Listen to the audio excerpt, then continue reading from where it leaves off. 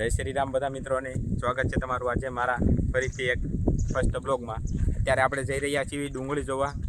ડુંગળીમાં જેમ કે બી દવા બવા જે છાંટવાની હોય તે કહેતા રહેજો। અને જો તમને ડુંગળીની કે વગેરેની કાંઈ માહિતી જોવે તો આપણે આ ચેનલમાં મળી જશે। તમે કોમેન્ટ કરજો કે ડુંગળીમાં કઈ તમારે દવા છાંટવાની છે અને તમારે ડુંગળીમાં શું કાંઈ રોગ બોગ આવેલો હોય તો પણ કોમેન્ટ કરજો, તો આપણે એની વિશે એક વિડીયો બનાવશું।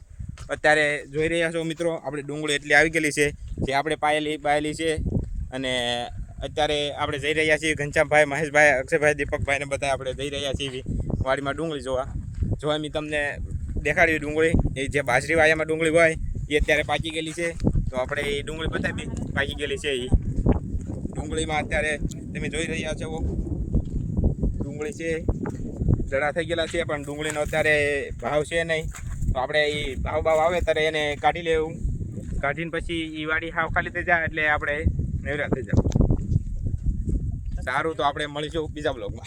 બાકી તો ખેડૂતભાઈ તમે જોઈ શકો છો, આમાં કઈ દવા નાખવી પડે તમે કહેજો, કોમેન્ટ કરજો।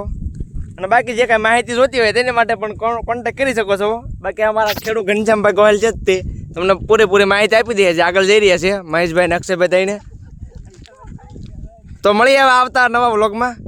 બાકી જે ડુંગળી તમે જોઈ છે, કાંઈ પણ તમને એમ લાગે કે આમાં ખાતર નાખાય, દવા નાખાય તો કોમેન્ટ કરી દેજો। હાલો તો મિત્રો મળીએ આવતા વ્લોગમાં।